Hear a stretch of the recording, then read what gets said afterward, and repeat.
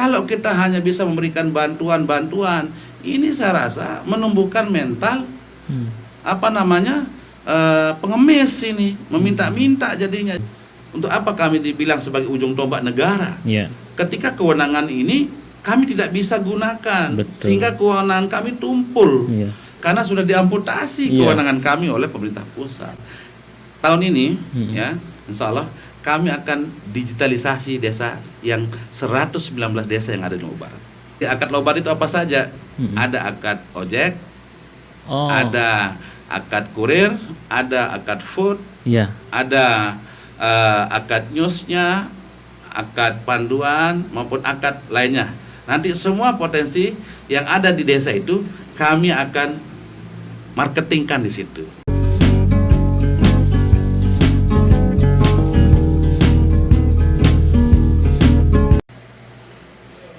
Assalamualaikum warahmatullahi wabarakatuh. Halo YouTube, selamat datang di channel Wira Podcast, ngobrol santai tanpa beban. Hari ini kita kedatangan sosok yang sangat spesial dan saya yakin Anda juga sangat tahu beliau, terutama bagi Anda juga yang sering berada di media sosial, tahu beliau seperti apa. Sangat lantang ketika bersuara untuk rakyat, untuk masyarakat. Beliau adalah Ketua Asosiasi Kepala Desa Lombok Barat, AKAD Lombok Barat, Bapak Saharil. Assalamualaikum Pak Saharil. Waalaikumsalam warahmatullahi wabarakatuh. Sehat Pak? Alhamdulillah sehat. Iya, tambah segar dan luar biasa Pak ya. Ya, sejauh ini kan kita mungkin akan bicara tentang Lombok Barat mungkin ya, Pak Ketua. Kalau menurut pandangan Pak Saharil, publik banyak tahu Bapak ini sering bersuara, tidak hanya bersuara secara lisan langsung, namun kadang melalui status-status di media sosial dan juga sering berada bahkan di media-media nasional, sering bersuara seperti itu. Kalau menurut pandangan Pak Saharil sebagai Ketua AKAD, kondisi Lombok Barat saat ini bagaimana? Baik, terima kasih atas undangannya dulu dari sahabat sahabat podcast yang dimana hari ini saya mendapatkan undangan yang sangat spesial ya untuk bisa hadir di studio Wira Podcast dan tentu ini menjadi suatu hal yang sangat terhormat bagi kami ya untuk diundang untuk berdiskusi tentang Kabupaten Lombok Barat. Ketika kita berbicara tentang Lombok Barat, Lombok Barat ini adalah merupakan salah satu kabupaten yang cukup lama ya sebagai kabupaten induk gitu kan, yang melahirkan Kota Mataram, Lombok Utara kan begitu. Dan tentu kondisi Lombok Barat ini kita harus memiliki sama-sama tanggung jawab untuk membangun sebuah daerah ini. Dari mana dimulai kalau bukan dari desa? Dari desa. Ya, betul. Majunya kabupaten itu dilihat dari kemajuan desa. Kalau desanya sudah maju, perekonomiannya sudah bergeliat, maka akan kelihatan bagaimana potensi yang ada di kabupaten itu sendiri. Berangkat dari kepedulian membangun daerah itu adalah melalui desa. Gitu. Negara pun, Presiden Jokowi pun menitik tekankan pembangunan itu melalui di tingkat desa. Gitu. Nah, kalau kita bicara tentang tadi, lalu masih pertanyaan sama, kondisinya realnya baik dari pemerintahan ataupun masyarakat kita di Lombok Barat seperti apa menurut Bapak? Ya, kalau kita melihat dengan situasi di era pandemi ini sangat memprihatinkan. Dalam arti? Ya, karena dengan situasional bahwa kebijakan-kebijakan itu sekarang semua diatur oleh pemerintah pusat. Bagaimana kondisi daerah fokus terhadap penyelesaian pandemi. PAD kita menurun. Kan begitu. dengan sistem regulasi yang selalu berubah-ubah, ini yang membuat kebijakan daerah maupun desa tidak sesuai dengan apa yang menjadi kewenangannya. Dan ini yang kami sangat sayangkan sekali. Terlebih kondisi desa. Iya. Berbicara tentang desa tidak terlepas juga dengan daerah, dengan pemerintah pusat. Contoh kecil saja sekarang ini ya. Dan ini persoalan secara nasional loh ini. Dengan adanya pandemi ini, kemarin lahir Perpres 104. Yang dimana semua asosiasi kepala desa di seluruh Indonesia secara nasional melakukan aksi penolakan. Isinya memang apa lebih tepatnya Perpres itu? Perpres itu mengatur tentang persentase. Ya, yang dimana di dalam pengaturan persentase itu untuk BLT itu minimal 40%. Ya. Yang dimana tahun sebelumnya itu menggunakan angka maksimal 35%. Terus sekarang minimal 40%. Begitu. Terus juga diatur terkait tentang kebijakan untuk ketahanan pangan dan hewani 20% minimal. Dan untuk PPKM itu 8% untuk penanganan pandemi. Ada 68% yang diatur sepenuhnya oleh pusat. Kewenangan desa untuk mengatur kebutuhannya sesuai dengan kondisi desa itu tidak bisa dilakukan. Gitu. Dan yang lebih fatal lagi, Perpres ini ya, dia lahirnya setelah kita lakukan penetapan RKP. Artinya kita sudah melakukan musyawarah di desa dalam menentukan kebijakan. Betul. Berdasarkan Permendagri 114, penetapan RKP itu paling terlambat itu adalah di bulan September. Begitu. Sedangkan Perpres ini lahir di bulan November. Gitu. Kan ini mengganggu sistem perencanaan. Betul. Begitu. Jadi istilahnya kita yang tahu kebutuhan kita apa, dapur kita tahu apa yang kurang lebih, tapi diatur harus beli ini, harus menggunakan ini gitu ya. Begitu. Dan yang ini yang tidak masuk di logika kami adalah minimal dan maksimal yang yang dilakukan itu tahun sebelumnya itu menggunakan maksimal 35%. Kalau lebih harus mendapatkan rekomendasi dari bupati. Terus sekarang minimal 40%. Nah, ketika serapan dari desa ini ternyata hanya 10%, maka 30% itu dialokasikan ke desa yang lain. Tidak bisa menjadi silpa. Kan rugi. Jadinya di mana dana desa sudah dikurangi juga anggarannya. ADD kami juga sudah dikurangi. Gitu. Nah, inilah menjadi keprihatinan kami, sehingga kami juga ikut melakukan aksi penolakan, bersurat juga kepada presiden, kepada kementerian supaya ditinjau kembali. Begitu. Apa yang membuat menurut Pak Syahril, kenapa sih pemerintah pusat membuat aturan ini gitu? Landasannya mereka apa? Nah, ini yang kami tidak habis pikir. Apakah Pak Presiden Jokowi ini mendengar dari tim ahlinya atau dari kementerian terkait ini tidak menyerap juga aspirasi dari pemerintah desa. Bagaimana kondisi desa di masing-masing daerah ini harus diperlukan. Karena ini kan tujuannya adalah untuk memberantas kemiskinan yang sifatnya ekstrem. Gitu. Tetapi dengan kondisi pandemi ini, dengan uang 300.000 tidak akan bisa menyelesaikan persoalan kemiskinan.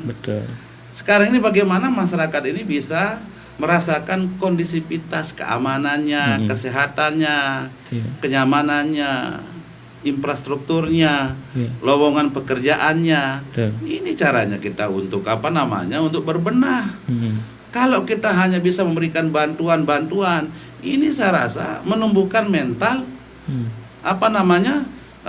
pengemis ini, meminta-minta jadinya. Jangan sampai mental pengemis yang akan muncul dengan kebijakan-kebijakan seperti ini. Lalu apakah sudah ada respon dari pemerintah pusat? Sampai hari ini belum ada. Bahkan ditindaklanjuti juga melalui peraturan Kementerian Keuangan melalui PMK 190. Bagaimana proses pelaksanaan daripada Perpres 104 itu.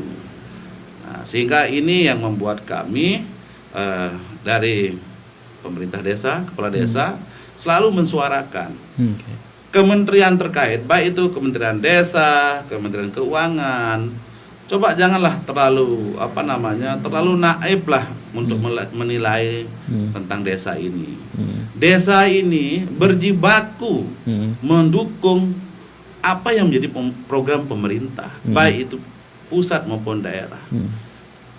Untuk apa artinya kami diberikan kewenangan? Untuk apa kami dibilang sebagai ujung tombak negara? Ketika kewenangan ini kami tidak bisa gunakan, sehingga kewenangan kami tumpul. Karena sudah diamputasi kewenangan kami oleh pemerintah pusat. Artinya ketika dibilang desa itu sebagai garda terdepan, tapi senjatanya diambil gitu. Iya. Bagaimana mau berjuang gitu? Bagaimana mau berjuang? Makanya ini yang menjadi kekhawatiran kami ketika terus-menerus pemerintah pusat menggunakan polarisasi seperti ini, maka kami tidak bisa melaksanakan namanya hak rekognisi, hak subsidiaritas, bagaimana desa bisa mengelola rumah tangganya sendiri, bagaimana memunculkan potensi desanya sendiri. Ini yang membuat kami sangat prihatin. Makanya kami dari AKAD tidak tinggal diam dengan situasi ini. Jadi masih terus berjuang sampai sekarang. Iya, dan AKAD akan memberikan solusi juga bagaimana untuk memberantas kemiskinan tadi itu. Kalau angka kemiskinan di wilayah Lombok Barat masih tergolong tinggi. Ya, kalau kita melihat dari situasi kondisi hari ini ya masih tinggi. Kalau melihat dari penyerapan BLT maupun bantuan sosial lainnya dari pemerintah pusat ini tinggi dia. Iya, karena situasi pandemi ini. Begitu. Nah, kami tidak mau berlarut-larut seperti itu. Makanya kami dari Asosiasi Kepala Desa sekarang ini ingin memberikan solusi terhadap desa. Apa solusinya? Gitu. Nah, solusinya adalah bagaimana potensi desa yang ada di Lombok Barat ini, seperti misalnya UMKM kita. UMKM. Nah, mana produk-produk lokal ini bisa kita ikut marketingkan, ikut jualkan, kan begitu. Bagaimana akses informasi, akses pelayanan itu lebih kita permudah dengan sistem digitalisasi. Gitu. Apakah mungkin gini, seperti di pemerintah Kabupaten Lombok Barat lah, sudah memberikan akses atau memberikan jalan untuk hal-hal yang seperti itu? Berbicara tentang bagaimana sinergitas dengan SKPD dan lainnya, ya alhamdulillah sekarang ini sudah kita mulai berbenah, dan kami dari asosiasi juga sudah membangun komunikasi baik dengan Kominfo misalnya kalau berbicara tentang digitalisasi. Termasuk dari Dinas Koperasi, Perindak maupun pariwisata gitu. AKAD Lobar hadir untuk memberikan alternatif atau solusi ya. Tahun ini ya, insya Allah kami akan digitalisasi desa yang 119 desa yang ada di Lombok Barat. Digitalisasi dalam arti kita buat desa digital yang dimana nanti semua desa ini terakses ya internet seperti itu gitu ya. Supaya pelayanannya juga kepala desa itu tidak repot-repot lagi tanda tangan, ada minta surat keterangan dan sebagainya. Nanti semua sistemnya sistem Android, sistem barcode. Masyarakat itu minta pelayanan itu tidak mesti ke kantor desa. Jadi cukup online dari rumah. Gitu ya. Cukup dari rumah melalui HP Androidnya. Apakah mungkin Pak Ketua itu kita lakukan? Itu dia. Itulah menjadi tantangan kami sehingga kami melakukan inovasi itu. Dan kami akan lengkapi semua website kami dan supaya 119 desa ini semua profil desanya masuk nanti di AKAD Lobar. Ketika klik AKAD Lobar maka semua potensi desa itu akan muncul di sana. Dan kami sekarang ini alhamdulillah kami sudah memiliki fitur yang dimana AKAD Lobar ini sudah terdaftar di Play Store. Oh gitu. Ya. Jadi udah bisa persiapan atau di download gitu ya. Kebetulan beberapa hari yang lalu kami diinformasikan sama tim sudah ada terakses di Play Store Akad Lobar. Akad Lobar. Ya. Oh gitu. Yang di Akad Lobar itu apa saja? Ada akad ojek, ada akad kurir, ada akad food, ada akad newsnya, akad panduan maupun akad lainnya. Nanti semua potensi yang ada di desa itu kami akan marketingkan di situ. Di situ setelah kami launching, maka Akad Lobar ini akan menyiapkan ribuan lowongan pekerjaan. Betul. Dan ini yang punya gagasan Pak Sahril ini atau gimana? Yang punya gagasan adalah Kepala Desa Lombok Barat. Kepala Desa Lombok Barat melalui asosiasi. Melalui akad ini ya. Ini apa di luar ekspektasi Pak ya. Jadi memang serbuan dunia digital begitu besar ya. Ada ya semacam Gojek, Grab dan lain sebagainya, dan juga perkembangan semacam kurir untuk makanan atau lain sebagainya kan semakin berkembang lah mungkin di daerah kita, dan akad nggak mau ketinggalan untuk itu. Iya, sekarang begini, banyak kan aplikasi pilihan entah dari mana dia kan. Kenapa ketika kita mampu juga membuat aplikasi itu dan orang lokal menggunakan aplikasinya dengan harga yang lebih terjangkau dan lebih murah. Dan kita juga bisa nyumbang PAD, PADES. Dan perlu diketahui, setiap transaksi yang dilakukan di masing-masing desa itu akan menjadi PADES-nya desa. Bisa dikelola melalui BUMDES-nya maupun usaha yang lainnya. Intinya nanti ada hitung-hitungannya. Begitu. Dan juga bisa kami nyumbang PAD untuk Lombok Barat melalui pajak. Iya, betul. Begitu. Akad Lobar ini adalah merupakan sebuah organisasi kepala desa yang notabene-nya adalah sebagai tempat berkumpul, berdiskusi, sehingga melahirkanlah ide-ide cemerlang tadi. Itu dengan apa? Kita mendirikan namanya PT Akad Lobar. PT Akad Lobar. Ya. Dan alhamdulillah PT kami juga sudah memiliki legalitasnya. Begitu. Sehingga kami membuatlah usaha yang tadi itu. Oke. Dan ini yang sebelum tadi sebelumnya kita ngopi dulu Pak Ketua. Siap. Terima kasih nih, luar biasa ini diskusi kita nih sambil ngopi. Ya, saya santai-santai ya. Tapi memang ini satu yang luar biasa kalau sampai itu nanti bisa dijalankan. Lalu persiapannya sejauh ini bagaimana Pak Ketua? Persiapan kami alhamdulillah karena kami ini memiliki tim ya. Di dalamnya untuk mengelola sebuah namanya perusahaan ini tidak mudah.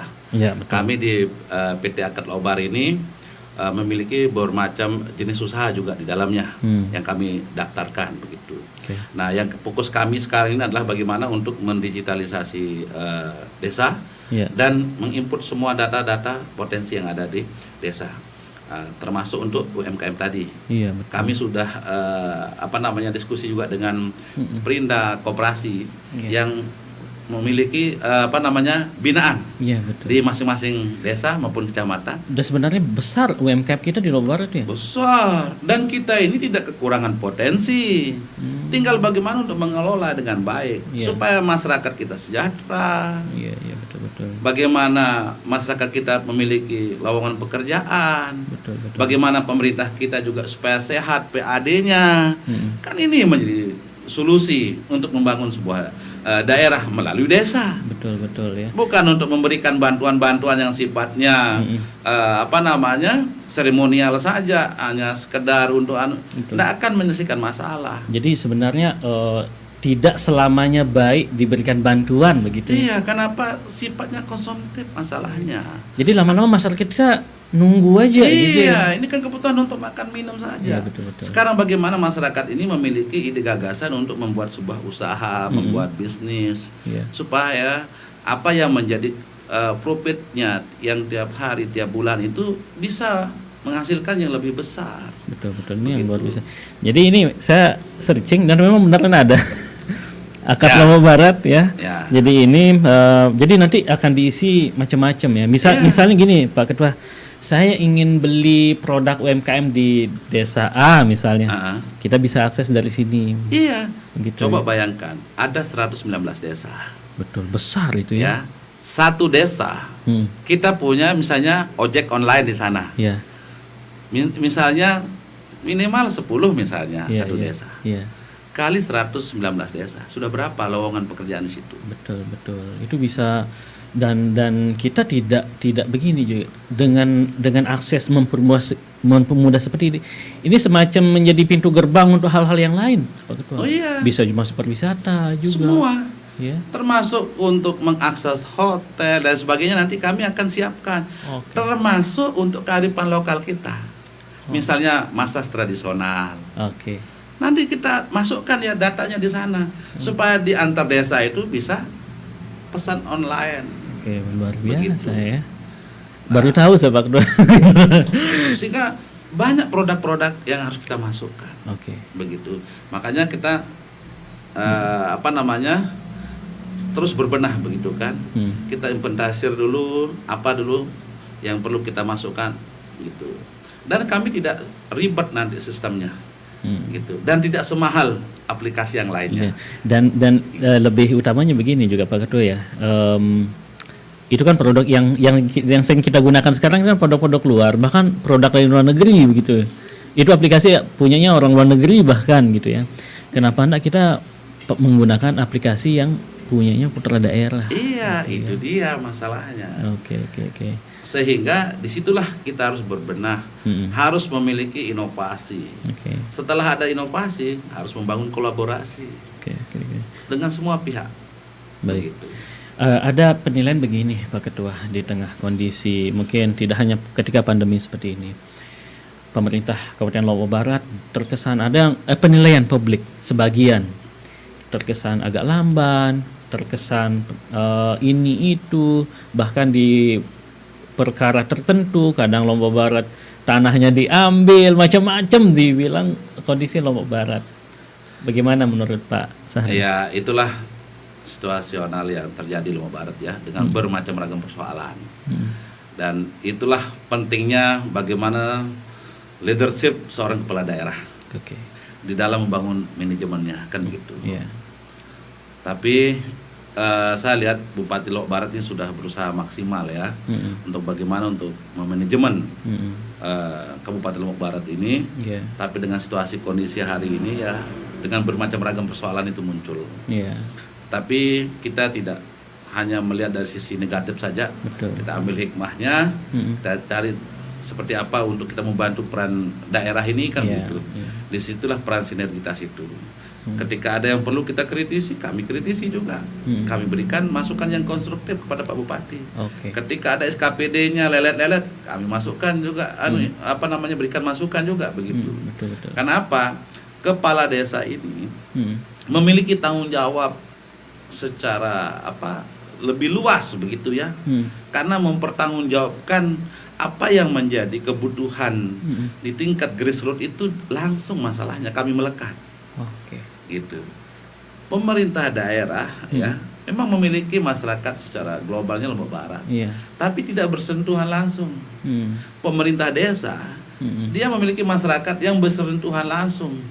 Kita sedang menjalankan programnya pusat atau daerah, terkadang desa yang jadi kanibal, seolah-olah desa yang menentukan semua kebijakan itu. Nah, disitulah peran desa ini lebih luas begitu. Makanya ketika ada persoalan-persoalan yang perlu kami kritisi, kita tidak peduli mau bupati, gubernur, presiden. Ketika dia salah, kami siap labrak. Demi kepentingan rakyat, demi kepentingan masyarakat. Bahkan beberapa waktu lalu 2018 ketika gempa ya kalau nggak salah, Pak Sahril itu cukup viral di dunia maya ketika menolak RTG gitu Pak ya. Iya. Karena saat itu ya namanya situasi ya. Di saat gempa, saya melihat peran pemerintah saat itu ya, baik daerah Kabupaten Lombok Barat maupun Provinsi NTB maupun pusat waktu itu agak lamban ya memberikan sebuah perhatian. Karena saya saat itu sempat di PHP oleh 3 menteri yang mau hadir. Kan mau dikasih bantuan itu Pak gitu, kenapa nolak gitu? Begini, kami pada prinsipnya bukan menolak sebenarnya ya, mau dikasih bantuan atau apa itu kan kewajiban pemerintah. Tetapi pertama ya, dulu awalnya adalah saya tantang Presiden Jokowi melalui YouTube ya, apa sih maunya kok kami tidak diperhatikan gitu kan. Hanya butuh sekedar diperhatikan, sekedar ditanya gitu kan, nggak usah udah kasih kami bantuan karena sudah banyak kami dapat bantuan saat itu. Cuma bentuk perhatian begitu kan. Pemerintah karena kemanusiaan iya, itu ya. kemanusiaan seperti apa kondisi saudara-saudara kami, anak-anak kami, ibu-ibu kami yang ada di posko saat itu terlantar kan begitu. Iya. Tapi alhamdulillah video saya viral dan didatangi oleh Panglima TNI, Kapolri, bahkan Ibu Sri Mulyani yang lebih awal yang datang, yang tanpa ada agenda itu, yang memberikan sentuhan langsung, memberikan bantuan 1 miliar untuk masyarakat Desa Jeringo saat itu. Termasuk Pak Panglima Pak Kapolri saat itu juga memberikan bantuan. Pak Tito ya kalau nggak salah waktu itu ya, Pak Tito. Nah, setelah itu diberikanlah bantuan RTG ini. Nah, pada saat itu Pak Presiden Jokowi, Pak Gubernur masih zamannya TGB saat itu,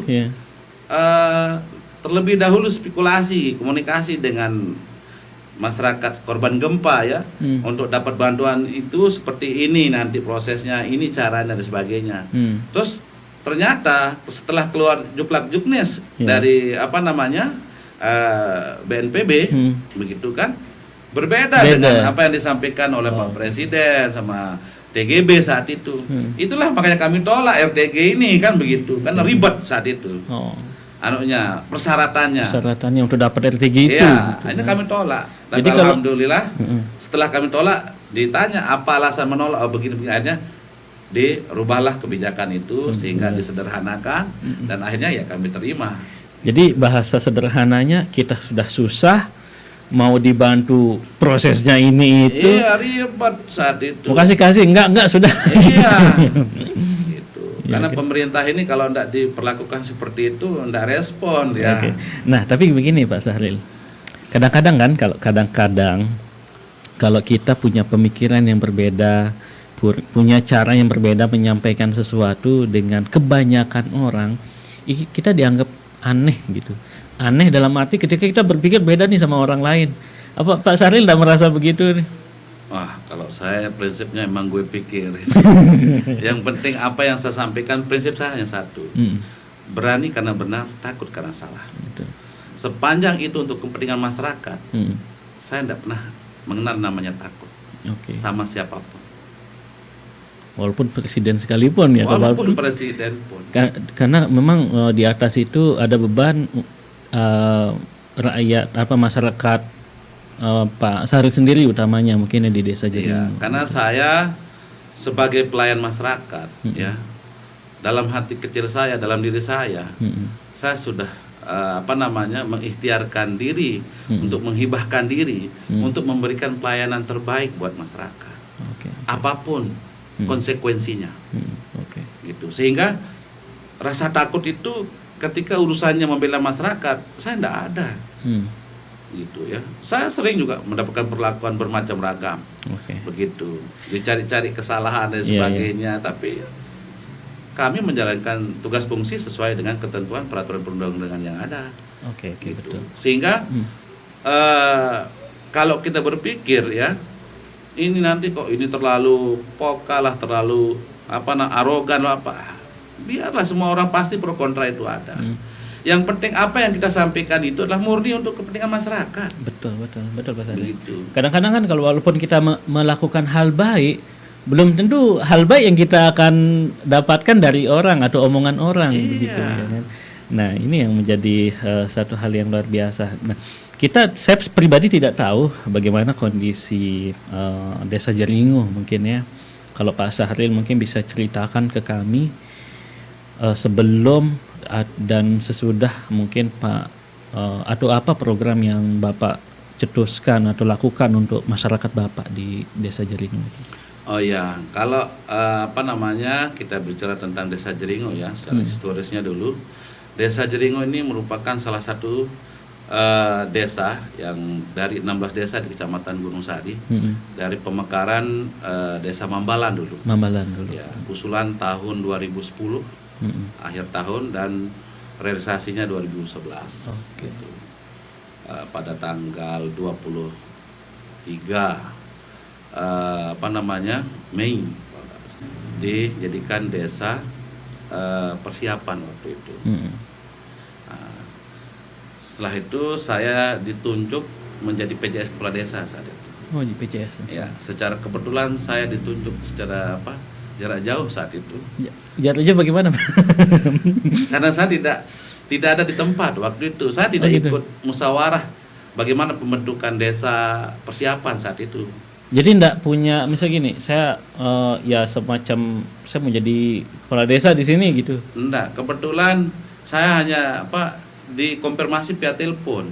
Kebetulan saya waktu itu masih di Jakarta. Gitu. Kebetulan saya sedang ada kegiatan di MMC TV waktu itu untuk mendampingi, saya punya salah satu vokalis saat itu, ada audiensi KDI Star waktu itu. Nah, saat itu saya dikontak gitu oleh warga yang sudah bermusyawarah untuk ditunjuk menjadi PJS Kepala Desa. Apa yang membuat warga menunjuk langsung Bapak? Saya juga tidak habis pikir, tidak ngerti, karena saya juga tidak memiliki leadership tentang ilmu pemerintahan ini kan begitu. Karena saya tidak pernah aktif di kelembagaan yang ada di desa begitu. Tapi entah apa yang membuat masyarakat percaya, yakin untuk menunjuk saya saat itu menjadi PJS sebagai pelayan di Desa Jeringo, sebagai pelayan masyarakat. Dan alhamdulillah proses berjalan saat itu hanya 7 bulan. Desa Jeringo atas ridho Allah dengan dukungan masyarakat langsung definitif mengikuti desa-desa yang sudah 1 tahun atau 2 tahun sebelumnya menjadi desa persiapan. Gitu. Dan saya diberikan amanah lagi menjadi kepala desa terpilih pertama tahun 2012 dan kemarin 2018 yang kedua dilantik 2019 tanpa harus melakukan lobby-lobby politik yang berlebihan. Gitu. Karena apa? Karena ada kewajiban amanah yang melekat di dalamnya. Bagaimana untuk memberikan sebuah pelayanan yang terbaik untuk masyarakat Desa Jeringo. Ketika Pak Saharil ditunjuk menjadi kepala desa waktu itu, apa yang Bapak pikirkan langsung untuk masyarakat di sana? Saat itu yang saya pikirkan bagaimana infrastruktur yang ada di Desa Jeringo itu harus memadai. Kenapa infrastrukturnya? Iya, karena saat menjadi PJS Kepala Desa, jalan dari ke Desa Jeringo itu sudah kayak gelombang gimana, kalau hujan dia banjir, becek, kalau panas pokoknya jalannya tidak jelas begitu. Kalau istilahnya kalau main mobil off-road sudah di sana itu ya. 2011 saya menjabat. 2012 saya pemilihan kepala desa terpilih dan saat itu saya minta Pak Zaini Aruni pada saat melantik saya 2 minggu ke depan jalan itu harus di hot mix.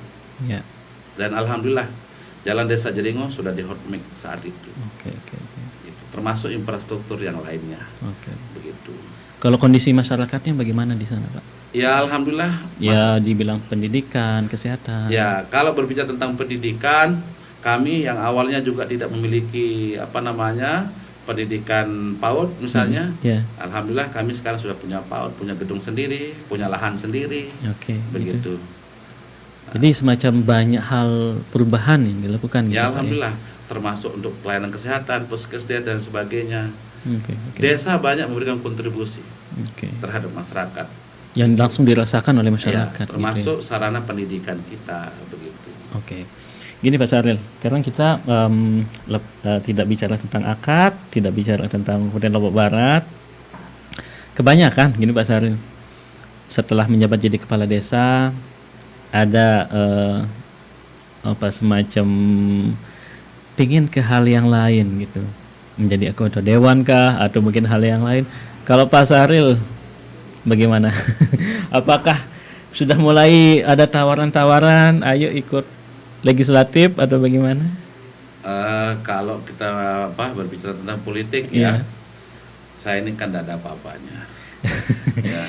Tapi partai politik itu kan mereka punya semacam agen-agen gitu. Wah ini nih bagus nih, gitu bagaimana? Malu saya bicarakan ini ya. Tapi ketika ditanyakan mau tidak mau ya kita harus jujur menjawabnya ya. Kalau berbicara tentang kebutuhan politik ke depan memang saya juga harus mawas diri ya, dari sisi kemampuan saya masih kurang, banyak harus belajar begitu ya. Walaupun seperti itu situasinya, kalau berbicara tentang politik ya, untuk pilkada tahun 2018 ya, yang sebelumnya ya yang sebelumnya 2019 2019 ya. Ya 2019 saya juga sudah ditawarkan untuk menjadi calon kepala daerah saat itu. Kepala daerah, bukan legislatif ini. Bukan legislatif. Tapi saya bilang, kenapa enggak mau, Pak? Ini besar loh, Pak, Bu, jadi kepala daerah gitu. Walaupun pada saat itu saya belum memegang organisasi ya. Saat itu belum jadi akad belum? Akad sudah saat itu, tapi saya masih posisi wakil ketua. Wakil ketua. Ya. Oke. Gitu. Tapi saya sudah ada penawaran saat itu. Ya. Ini penawaran beneran, Pak, atau mungkin ya benar-benar ditawari gitu? Iya. Saya bicara dengan salah satu calon bupati yang kemarin ikut serta kompetisi. Saya ditawarkan untuk menjadi wakil, tapi saya tidak siap saat itu. Kenapa, Pak? Karena saya melihat dari kemampuan saya secara pribadi maupun yang lain-lainnya lah, begitu kan. Tetapi semua orang punya hak politik ya, begitu, untuk membangun daerah gitu ya. Sampai hari ini juga sudah penawaran kan menjelang nih, udah mulai kan? Pak, ambil ancang-ancang, Pak.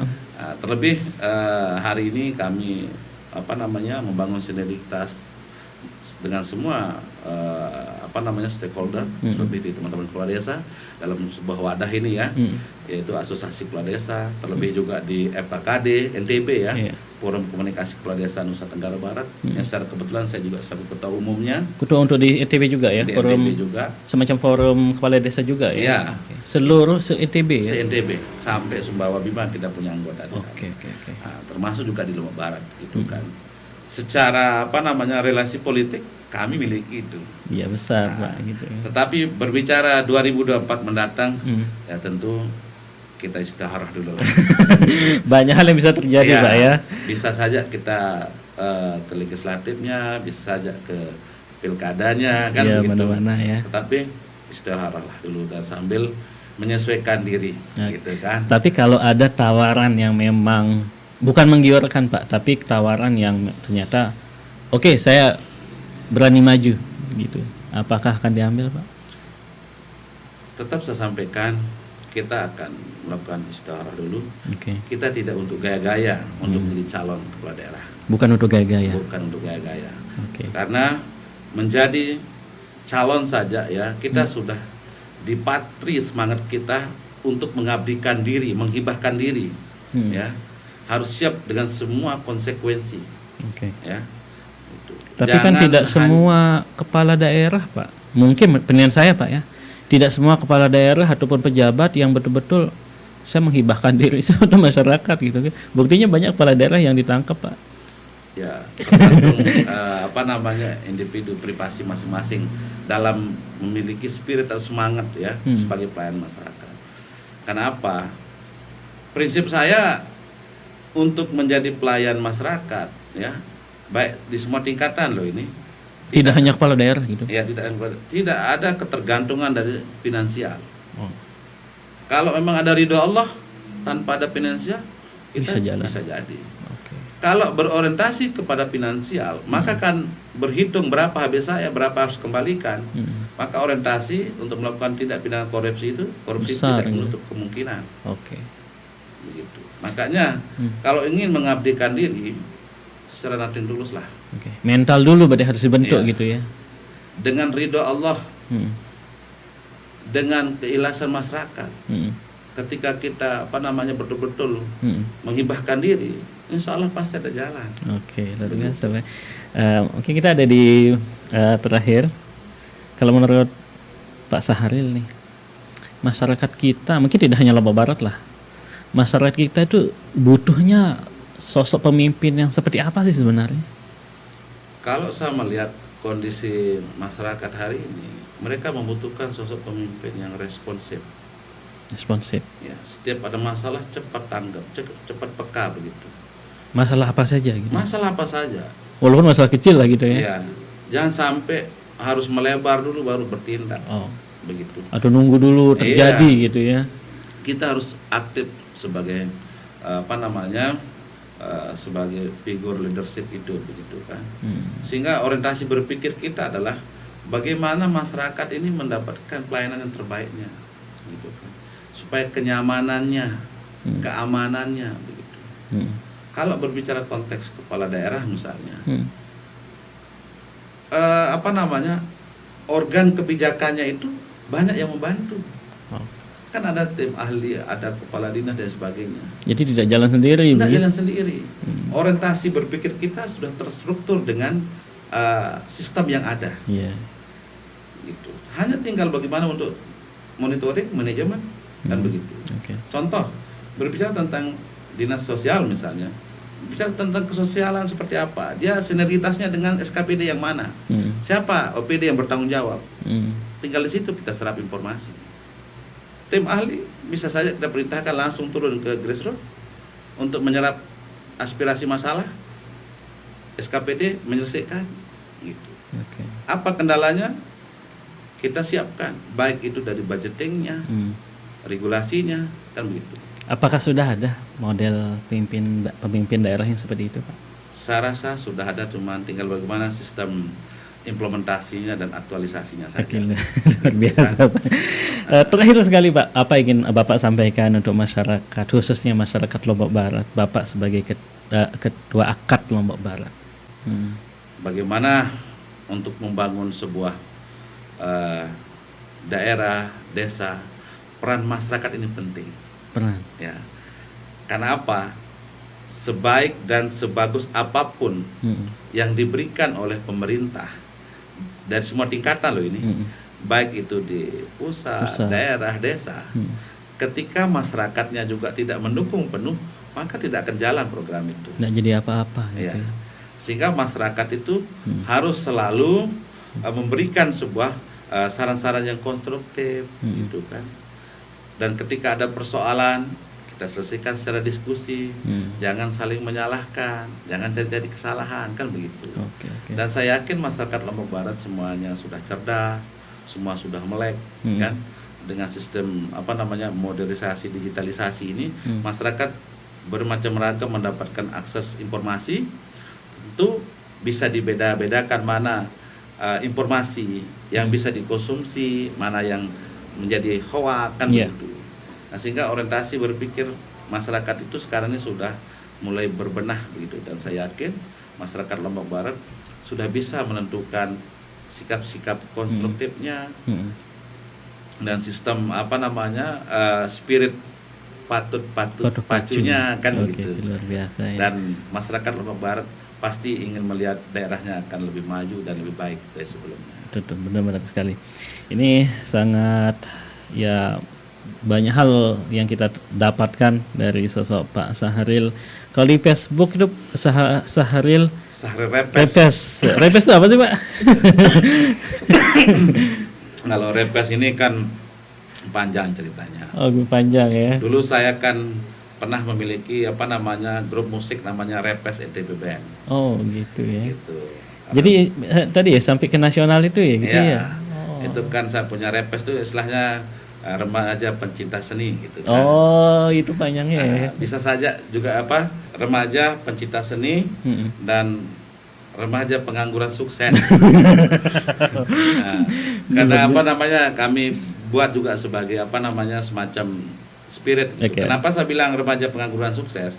Karena saya saat itu memiliki musisi-musisi yang sambil nganggur menciptakan lagu, kan begitu. Jadi memanfaatkan potensi gitu, Pak. Sehingga kami melahirkan Zulkadi Star saat itu. Zulkadi yang mendapat juara 3 saat itu. Di KDI ya. Dan saya yang bawa langsung. Mulai audisi pertama di Gemini, terus ke Surabaya sampai ke Jakarta. Termasuk biayanya, Pak ya? Ya, selama 2 bulan saya pada saat itu di sana. Oke, luar biasa, Pak ya. Itu sejarah Repes itu. Repes itu ya. Dan sebenarnya banyak hal yang ingin kita gali dengan Pak Sahril, tapi next nanti kita akan bicara hal-hal yang lain juga tentunya. Terima kasih Pak sudah hadir di studio podcast hari ini dan mencerahkan kita semua tentang bagaimana menjadi sosok yang baik di tengah masyarakat, memberikan kepercayaan lebih kepada masyarakat. Sekali lagi, terima kasih Pak Sahril. Ya, sama-sama. Terima kasih saudaraku Wira Podcast yang sudah mengundang kami di studionya ini, luar biasa. Dan ini adalah sebuah penghormatan bagi kami. Semoga kita semua diberikan kesehatan dan selalu bisa berdiskusi yang lebih menarik lagi dengan tema-tema yang lain. Betul sekali. Yang sifatnya membangun, konstruktif, iya, gitu betul. kan, iya, betul. supaya bisa menjadi sebuah edukasi kita bersama. Betul sekali, luar biasa Pak. Dan itu pembincangan kita dengan Pak Sahril, kalau di Facebook Sahril Reves ya. Ini sangat luar biasa, dan terima kasih Anda sudah bersama kami di Wira Podcast, ngobrol santai tanpa beban. Wassalamualaikum warahmatullahi wabarakatuh dan sampai jumpa.